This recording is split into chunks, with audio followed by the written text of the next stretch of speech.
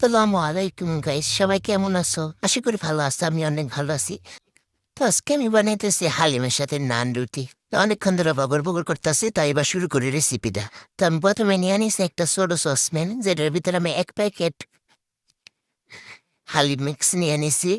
তারপরে এটা ফুটন্ত গরম পানি দিয়ে ভালো করে মিশিয়ে রেখে দিব ঢেকে।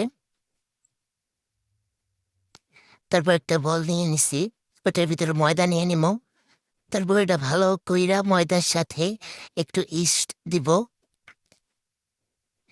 তারপরে পরিমাণ মতো লবণ দিয়ে দিতেছি।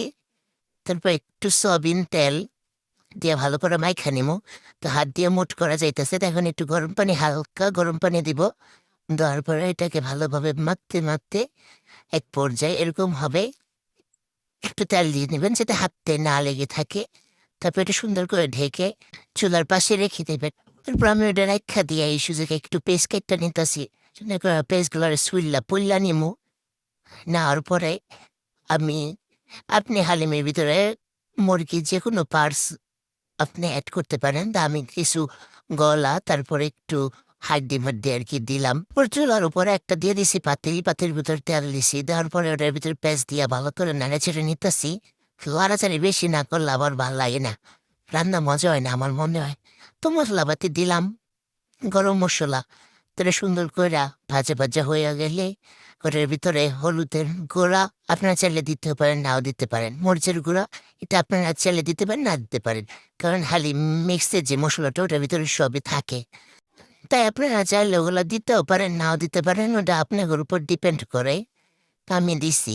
তাই যে হালিম মিক্সের যে মশলাটা আছে ওটা আমি ভালো মতো দিয়ে একটু ভালো করে পানি মানি দিয়া কষাইতে দিয়ে নেবো। তো এটা সুন্দর করে এখন কষানি হয়ে যাবো গা। তারপর একটু লবণ দিয়ে দিছি, তখন আমি লবণ দিতে ভুললা গেছি গা। আপনারা কিন্তু ভুললা যান না আবার। তো পরে আল্লাহ হাঁটি কুটি যেগুলো কাটছিলাম সেটা আমি দিয়ে দিতেছি। তো একটু লাইরা সাইরা ভালো করে সুন্দর করে সাদা মাজাইয়া একটু পানি দিয়া ডাইকা থুয়া দিম। যে ডাকনা ওটা দেখি কষানি মশানি শেষ, এখন কষাই এটা সে। এখন আবার এটার ভিতরে আমি দিয়ে দিতেছি ওই যে হালিম মিক্স যেগুলা রাখছি, এই হালিমটা। তারপরে পরিমাণ মতো আমি পানি দিব ওইটার ভিতরে। আপাতত একটু লাইরা ছেড়া লই। তো এই যে পরিমাণ মতো পানি দিয়ে দিতেছি। পানি দিয়া একটু লাইরা ছেড়া লুম। আসলে ভিডিওর ভিতরে কতক্ষণ করে চুপ থাকার কারণ হলো আমি বুঝলা যে এটা কি কম। তো একটুখানি মশলা দিয়ে দিছি, মশলা দিয়া লাইরা ছেড়া দিতেছি।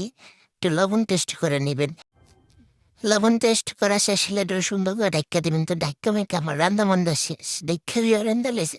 তো এখন আমি রুটিগুলা বানাবো সুন্দর করে। দেখেন আমার ময়দা কত ফুল গেছে।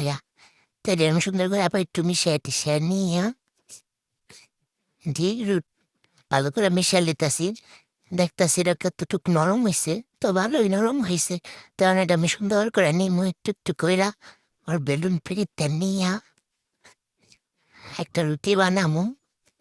আপনারা অনেকেই হয়তো আর রুটি মুটি বানাইতে পারেন না। তো দেখেন আমি কেমনি রুটি বানাই।